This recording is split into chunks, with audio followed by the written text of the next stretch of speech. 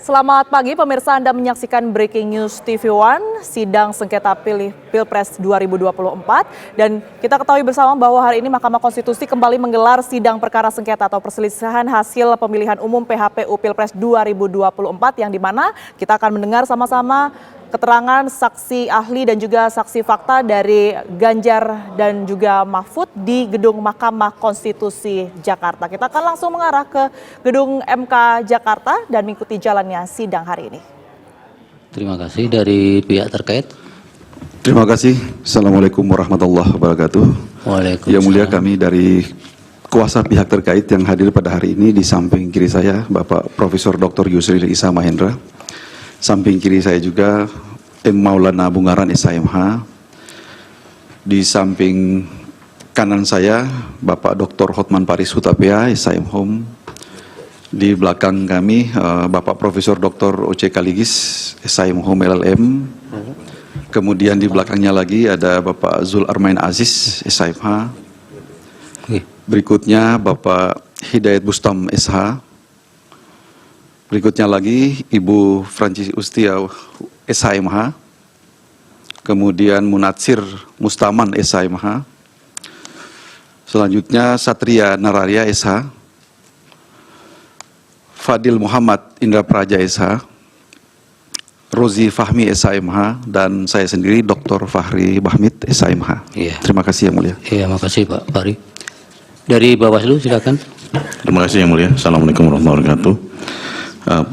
Kami didampingi oleh Bapak Fuadi, anggota Bawaslu RI, Ibu Lali Suhenti, dan juga Bapak Toto Haryono. Dari staf ada Pak Deputi, Bapak Labayoni, kemudian Pak Agung, Pak Vivin, kemudian Arif, Kurniawan, dan Rahman. Saya sendiri Rahmat Bagja Yang Mulia. Terima kasih. Assalamualaikum warahmatullahi wabarakatuh. Rahmat, terima kasih.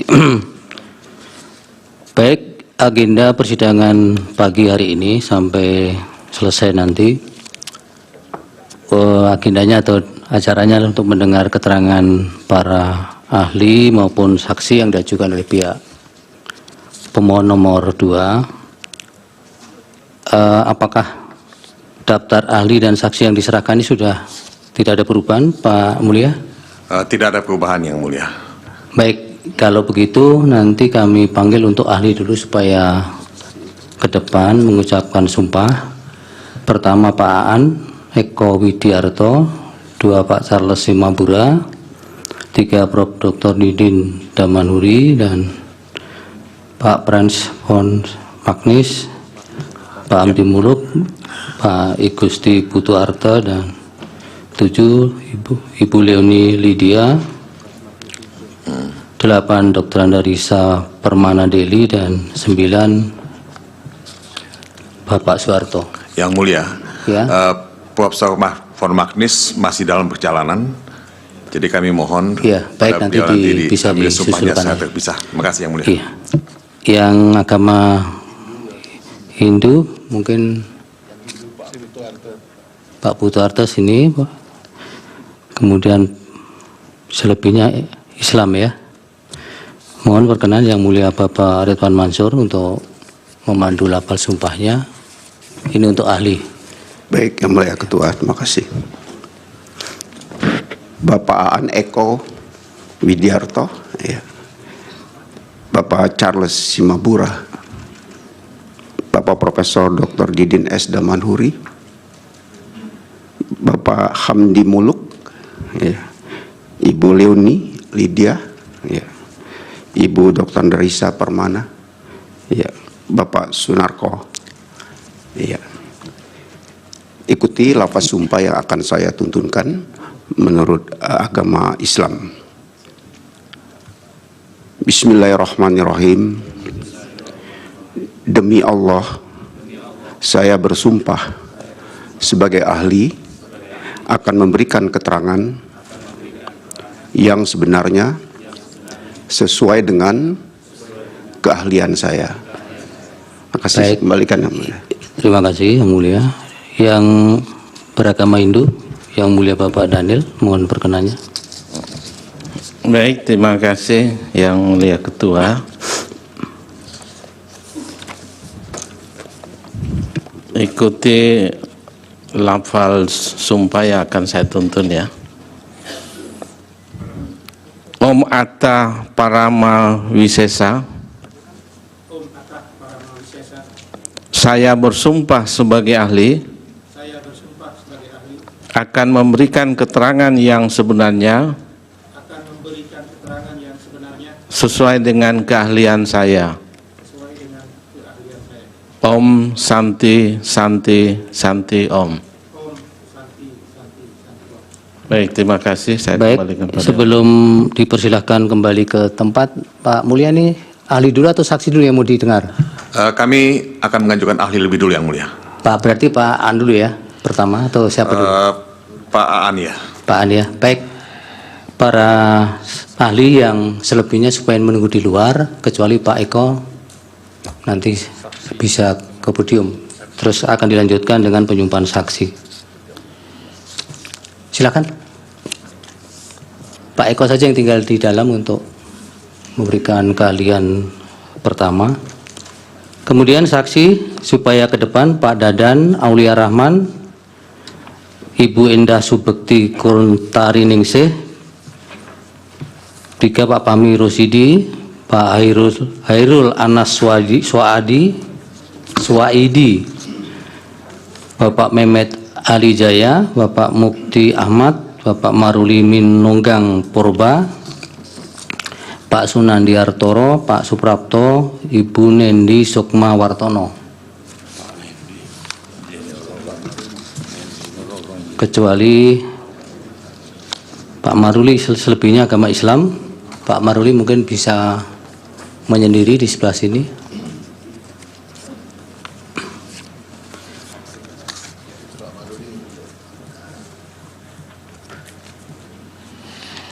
Dimohon perkenan yang mulia Bapak Ridwan Mansur untuk memandu Baik, Yang lapas Mulia. sumpah Terima kasih. saksi untuk yang agama Islam dulu.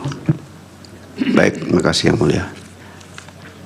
Bapak Dadan Aulia Rahman, Ibu Endah Subekti, Bapak Fahmi Rosidi, Bapak Khairul Anas, Bapak Mehmet Ali Jaya, Bapak Mufti Ahmad, Bapak Sunandiartoro, Bapak Suprapto, ya, Bapak Nendi Sukma Wartono. Ikuti lapas sumpah saksi yang akan saya tuntunkan menurut agama Islam. Bismillahirrahmanirrahim. Demi Allah, saya bersumpah sebagai saksi akan memberikan keterangan yang sebenarnya, tiada lain dari yang sebenarnya. Kasih kembalikan Yang Mulia. Baik, terima kasih. Dilanjut yang mulia Bapak Daniel. Baik, terima kasih Yang Mulia. Pak Maruli Manunggang Purba ya. Tangan kiri di atas Alkitab. Bapak Kristen atau Katolik? Kristen, 2 jari ya. Oke. Ikuti lafal janji akan saya tuntun ya. Saya berjanji sebagai saksi akan memberikan keterangan yang sebenarnya, tidak lain dari yang sebenarnya. Semoga Tuhan menolong saya. Baik, terima kasih. Saya kembali kepada Yang Mulia Pak Ketua. Terima kasih yang mulia. Baik, para saksi dipersilakan menunggu di luar ya. Nanti akan dipanggil satu persatu pada gilirannya. Silakan.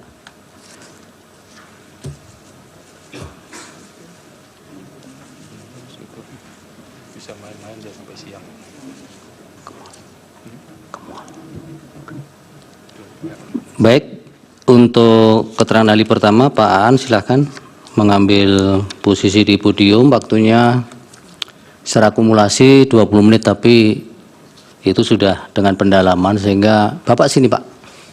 Jangan jauh-jauh dengan prinsipal nanti.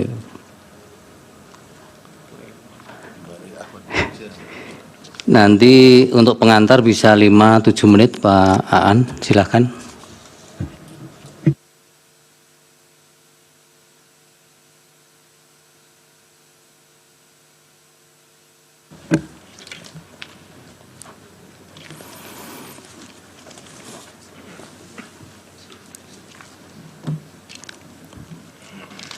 Assalamualaikum warahmatullahi wabarakatuh. Selamat pagi, salam sejahtera buat kita semua. Om Swastiastu, Namo Buddhaya, salam kebajikan. Yang mulia Ketua Mahkamah Konstitusi Republik Indonesia, yang mulia Wakil Ketua dan seluruh anggota Mahkamah Konstitusi Republik Indonesia, yang terhormat pemohon, termohon, pihak terkait, dan Bawaslu Republik Indonesia, serta hadirin yang berbahagia. Izinkan pada kesempatan ini saya ingin mengupas tentang makna wewenang Mahkamah Konstitusi dalam memutus perselisihan tentang hasil pemilihan umum.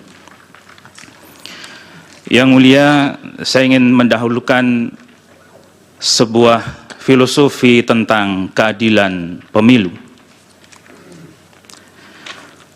Bahwasanya proses pemilihan umum yang adil dan bebas dari kecurangan merupakan pilar negara demokrasi. Keadilan pemilu adalah sarana, langkah, mekanisme yang merupakan bagian dari sistem pemilihan umum untuk mencegah terjadinya ketidakberesan dan untuk mengurangi, menyelesaikannya, serta menghukum pelaku ketika hal itu terjadi. Prinsip-prinsip hukum dan keadilan harus menjadi dasar dalam menyelesaikan perselisihan pemilu, memastikan bahwa setiap proses pemilu dilakukan dengan integritas dan transparansi. Kepercayaan publik terhadap sistem pemilu adalah dasar dari demokrasi yang sehat, dan lembaga hukum memiliki peran kritis dalam memastikan bahwa setiap aspek pemilu dilaksanakan sesuai dengan standar hukum dan demokrasi yang tertinggi. Keadilan dan integritas pemilu harus dijaga bukan hanya untuk menghormati prinsip dasar kedaulatan hukum, tetapi juga tentang memastikan bahwa nilai-nilai demokrasi tetap terjaga. Keseimbangan antara perlindungan hak individu dan kebutuhan menyelenggarakan proses pemilu sangat penting untuk menjaga integritas proses pemilu, di samping juga menghormati kehendak rakyat. Sebelum mengupas makna dari frasa wewenang mahkamah, saya ingin mengidentifikasi dahulu frasa ini dalam perkembangannya. Dalam konstitusi, frasa yang digunakan adalah memutus perselisihan tentang hasil pemilihan umum. Kata tentang saya garis bawahi. Dalam Undang-Undang MK sama, dalam Undang-Undang Kehakiman sama. Namun ada agak sedikit selisih ketika di bagian akhir Undang-Undang MK, apalagi di dalam Undang-Undang Pemilu, kata tentang sudah hilang. Tidak ada lagi tentang hasil pemilihan umum. Selanjutnya dalam Undang-Undang Pemilu, perselisihan hasil pemilu dimaknai penetapan perolehan suara hasil pemilu secara nasional. Bahkan lebih lanjut di pasal 47 ayat 1, perselisihan tersebut yang dibawa ke Mahkamah Konstitusi berupa perselisihan penetapan perolehan suara hasil pemilu. Terakhir di PMK 4/2023, perselisihan perolehan suara tahap akhir hasil pemilihan umum, itulah pilihan frasa wewenang yang digunakan. Persoalannya adalah, apakah tidak bermakna kata tentang tersebut? Ada 5 varian, mulai dari ketentuan konstitusi sampai yang terakhir dengan PMK. Yang di sini menurut ahli ada penyempitan dan pereduksian. Arti kata tentang menurut KBBI adalah mengenai. Tentang mengenai artinya berhubungan dengan, tentang hal, ya. Sehingga secara terminologi tentang hasil berarti mengenai hal-hal yang berhubungan dengan hasil, baik hasilnya itu sendiri ataupun hal-hal lain yang berhubungan dengan hasil. Jadi tidak sebatas pada hasil itu sendiri. Hal-hal lain yang berhubungan dengan hasil adalah termasuk proses yang membuahkan hasil tersebut. Dengan dihilangkan kata tentang, maka artinya tereduksi, yakni hanya menunjuk pada hasil, tidak pada hal-hal yang berhubungan dengan hasil. Apalagi frasa kemudian berekdisis menjadi perselisihan penetapan perolehan suara hasil pemilu dan perselisihan perolehan suara tahap akhir hasil pemilihan umum, sehingga frasa wewenang Mahkamah Konstitusi perselisihan tentang hasil pemilihan umum dalam Undang-Undang Dasar 45 tidak dapat dikenali lagi. Apa kemudian maknanya? Seharusnya dengan kembali pada rumusan frasa wewenang sebagaimana pasal 24C ayat 1 Undang-Undang Dasar 45, makna yang lebih luas atau komprehensif dari hanya sekedar memutus perselisihan dengan tentang dicoret hasil pemilihan umum. Makna memutus perselisihan tentang hasil pemilihan umum menurut ahli adalah memeriksa dan mengadili perselisihan antara peserta pemilu dengan KPU mengenai proses perolehan jumlah suara dan hasil perolehan jumlah suara peserta pemilihan umum secara nasional. Apa yang dimaksud proses perolehan di sini? Menurut ahli adalah mahkamah memeriksa dan mengadili proses memperoleh suara dari adanya pelanggaran yang belum, tidak dapat, atau tidak ingin diselesaikan oleh penyelenggara pemilu. Ada dua pelanggaran. Pelanggaran yang tidak dapat ditolerir, intolerable condition, dan atau pelanggaran yang dilakukan secara sistematis, terstruktur, dan masif. Yang kedua, kalau soal hasil perolehan, maka maknanya adalah memeriksa dan mengadili perselisihan penetapan perolehan jumlah suara peserta pemilihan umum secara nasional yang dibuat oleh KPU. Dengan demikian, maka seharusnya lah menurut penalaran hukum yang wajar, kita kembali ke frasa wewenang sesuai ketentuan Undang-Undang Dasar 1945. Pertama, pelanggaran pemilu yang belum, tidak dapat, atau tidak ingin diselesaikan oleh penyelenggara pemilu dan tidak diputus oleh Mahkamah Konstitusi, maka hanya akan menunda keadilan yang akibatnya justice delay, justice denied. Yang kedua, Mahkamah adalah pengawal konstitusi. Mahkamah Konstitusi memutus perkara berdasarkan undang-undang sesuai dengan alat bukti dan keyakinan hakim. Mahkamah tidak boleh membiarkan aturan prosedural memasung dan mengesampingkan keadilan substantif.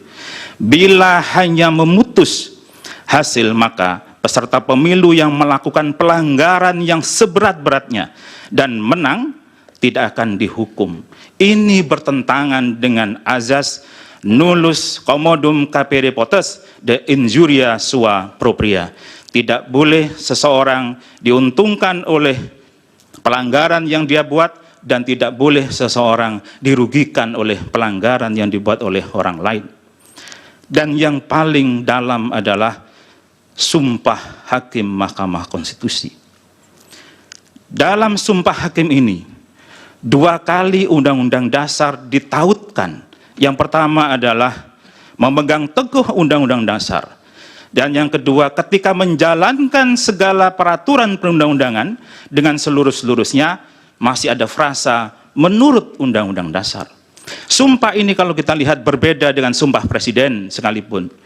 Presiden dalam sumpahnya hanya disebutkan menjalankan segala undang-undang dan peraturannya dengan seluruh-seluruhnya. Tidak ada frasa sesuai atau menurut Undang-Undang Dasar. Yang mulia Majelis Mahkamah Konstitusi, kekhawatirannya adalah terjadi keadilan sesat, miscarriage of justice. Apabila dibangun legal reasoning bahwa cukup penyelesaian pelanggaran pemilu dan sengketa proses pemilu dilakukan oleh Bawaslu dan tertutup bagi cabang kekuasaan yudisial menjalankan peran check and balances, maka dalam perspektif electoral justice telah tercipta keadilan yang sesat, yang jauh dari keadilan. Rechtvaardigheid van beginsel. Bawaslu menurut Undang-Undang Pemilu adalah salah satu penyelenggara pemilu, cabang kekuasaan eksekutif.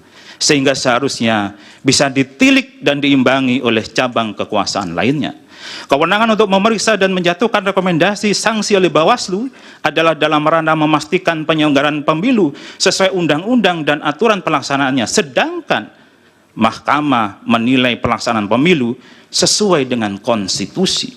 Sudah 10 menit, Oke. bisa dilanjutkan dengan pendalaman. Baik. Masih, Yang Mulia. Baik, silakan kalau ada pertanyaan dari tim kuasa hukum, pemohon. Terima kasih Yang Mulia. Sebetulnya sangat jelas, sangat crystal clear. Kami memahami semua yang dikatakan, dan kalau dimintakan pendalaman, kami mungkin hanya satu pendalaman yang akan kami lakukan. Itu saya akan serahkan kepada Saudara Lutfi. Silakan Lutfi. Silakan Pak Lutfi. Terima kasih Yang Mulia. Di dalam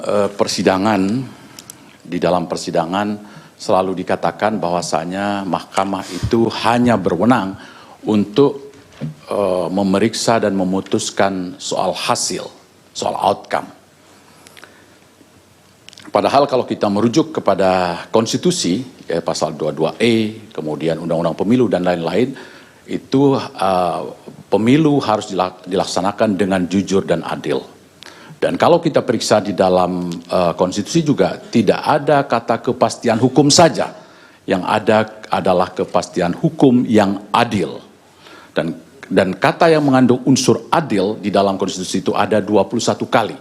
Sementara hukum itu ada 18 kali. Itu artinya para pendiri bangsa itu mengutamakan keadilan. Pertanyaannya Pak Lutfi. Pertanyaan saya adalah bagaimana menurut saudara apakah hanya Mahkamah Konstitusi ini hanya berwenang memeriksa soal hasil. Kalau hasil berarti katakanlah angka 10 dan 100 itu apa bedanya? Itu saya kira tidak bisa diperdebatkan lagi. Yang kedua ada seorang pakar hukum tata negara, Yusril Iza Mahendra. Dia di dalam wawancara dan di berbagai media dia mengatakan bahwa putusan nomor 90 Mahkamah Konstitusi itu cacat hukum secara serius, bahkan mengandung penyelundupan hukum. Ya, karena itu dia berdampak panjang putusan MK itu. Sebab itu saudara Yusril mengatakan, andaikan saya Gibran, maka saya akan meminta kepada dia untuk tidak maju terus pencawapresannya. Saya mohon tanggapan dari saudara. Dan yang terakhir, saya minta pendapat dari saudara tentang bahwa hakim MK itu dalam memutus perkara, ya, dia itu rujukan utamanya adalah Undang-Undang Dasar 1945 dan keyakinan hakim. Ya, dengan demikian apakah undang-undang tidak menjadi penting bagi hakim Mahkamah Konstitusi, karena dia adalah bukan hanya the guardian of Constitution, tapi dia adalah the guardian of Pancasila. Baik, saya kira itu. Terima kasih Yang Mulia. Dikumpul dulu Pak An. Dari termohon ada pertanyaan? Satu pertanyaan cukup. Terima kasih Majelis, Saudara Ahli. Pertanyaan saya adalah, apa makna hasil pemilu menurut ahli bila itu dikaitkan dengan pasal 6A Undang-Undang Dasar 1945, kemudian pasal 411, kemudian pasal 404, kemudian pasal 416. Apa itu? Undang-undang apa itu? Undang-undang pemilu, Pak. Pasal 418, pasal 419, kemudian pasal 421, pasal 422, dan pasal 423 tentang pemilu. Pertanyaannya tentang apa makna hasil pemilu menurut ahli berdasarkan pasal 6A Undang-Undang Dasar dan pasal-pasal yang kami sebutkan di Undang-Undang Pemilu. Terima kasih. Baik, dari pihak terkait. Terima kasih Yang Mulia. Sebelum menanyakan, saya ingin mengklarifikasi ucapan Saudara Lutfi Yazid. Bisa dikontra dengan pertanyaan mungkin Keberatan yang mulia. Keberatan. yang lain. Ya. Kata-kata yang mengatakan, andai kata saya Gibran, saya akan minta kepada dia, adalah kata-kata yang tidak logis. Andai kata saya Gibran, saya akan bersikap seperti ini, itu baru logis. Jadi yang saya ucapkan adalah, andai kata saya Gibran, saya memilih saya tidak akan maju, karena saya tahu bahwa putusan ini problematik. Pertanyaan yang mendasar adalah kepada saudara ahli, adalah satu perdebatan yang tak berujung di dalam filsafat hukum. Ketika kita mencari keadilan dan kepastian hukum, kita tahu al-adlah adalah substansi daripada hukum itu sendiri. Tapi ketika kita berbicara dalam konteks penyelenggaraan negara, kita tidak mungkin mencari sesuatu yang tak berujung, tapi kita harus mengambil sebuah keputusan. Bahwa betul putusan 90 itu problematik kalau dilihat dari filsafat hukum, etik, dan lain-lain. Tapi dari segi kepastian hukum, putusan 90 itu jelas sekali. Pertanyaan saya kepada saudara adalah, ketika saudara menginginkan mahkamah ini lebih substansi membahas sesuatu sampai kepada keadilan yang hakiki, pertanyaannya sampai kapan kita akan menyelesaikan persoalan ini? Kita tahu dalam filsafat hukum persoalan keadilan dan kepastian hukum itu sesuatu yang sulit dipertemukan, tapi ketika kita dihadapkan kepada kasus yang konkret, menurut saudara, apakah kita harus berdebat tentang keadilan yang tak berujung, atau kita harus mengakhirinya dengan sebuah kepastian hukum? Demikian pertanyaan saya. Yang mulia. Ya, satu pertanyaan Pak Faris. Ya, terima kasih yang mulia. Pak Aan ya, Pak Prof. Tadi berbicara tentang dasar kewenangan Mahkamah Konstitusi untuk mengadili. Tadi sudah disempitkan untuk ada berapa frasa di sini belum, tidak dapat atau tidak ingin gitu ya melaksanakan proses-proses yang barangkali seperti yang telah dikonstatir oleh saudara ahli tadi. Sehingga dengan demikian mahkamah dipaksa untuk barangkali mengambil alih persoalan-persoalan seperti itu. Tadi menarik yang disampaikan oleh saudara ahli, sepanjang menyangkut dengan bagaimana mengalirkan atau mengimplementir ketentuan pasal 22E, pemilu dilaksanakan dengan cara langsung, umum, bebas, rahasia, jujur, dan adil. Pasal 6, pasal 22E ketentuan ayat 6 mengatakan hal-hal yang berkaitan dengan pemilu diatur lebih lanjut dengan undang-undang. Yang ingin saya tanyakan kepada saudara ahli adalah dasar untuk membangun tafsir yang dikemukakan tadi. Tadi juga sudah disampaikan penyelesaian perselisihan umum tentang hasil pemilihan umum, ya, tentang hasil ya. Tentang hasil itu sebenarnya bukan bahasa, bukan norma undang-undang, tapi norma konstitusi. Sebagaimana yang kita jumpai dalam ketentuan pasal 24C ayat 1 tentang hasil. Perdebatan akademik maupun politik juga menunjukkan tentang hasil pada saat itu. Jadi ingin saya tanyakan kepada saudara ahli adalah bangunan argumentasi yang dikemukakan pada hari ini itu didasarkan pada tafsir apa? Apakah original intent ataukah tafsir futuristik yang ingin dibangun untuk dikembangkan dalam persidangan ini? Mohon penjelasan. Terima kasih. Baik, dari Bawaslu. Yang mulia, untuk ahli pertanyaannya, ada gium pemilu adalah predictable in process, unpredictable in result. Semua penyelenggara akan terkait dengan kepastian waktu dan proses yang akan dilakukan. Dengan keterangan ahli tadi, bagaimana kemudian menerapkan proses kepastian hukum ini dalam keadilan. Sedangkan keadilan ada 3 hal yang harus dituju: kemanfaatan, kepastian, dan akhirnya keadilan. Kata keadilan inilah yang kemudian terdiri atas 2 itu. Bagaimana pendapat ahli? Terima kasih yang mulia. Baik, dari Hakim Pak Arsul yang mulia, silakan. Terima kasih yang mulia Pak Ketua. Terima kasih untuk keterangan ahli. Saya sedikit saja dari apa yang ahli sampaikan dalam paparan tertulis. Ahli mendorong agar mahkamah melakukan judicial activism. Itu di satu sisi. Tapi di sisi lain juga ada pikiran-pikiran, pandangan-pandangan bahwa mahkamah juga perlu melakukan judicial restraint. Nah, saya ingin tanya dalam konteks antara judicial activism dengan judicial restraint itu posisi mahkamah kalau menurut ahli sebaiknya seperti apa ya, apalagi mahkamah seperti yang tadi disinggung oleh Bawaslu itu dibatasi oleh legal framework tertentu seperti menyelesaikan perselisihan ini dalam waktu 14 hari. Terima kasih. Silakan Pak An, singkat-singkat saja jawabnya. Baik, terima kasih Yang Mulia. Mohon izin menjawab.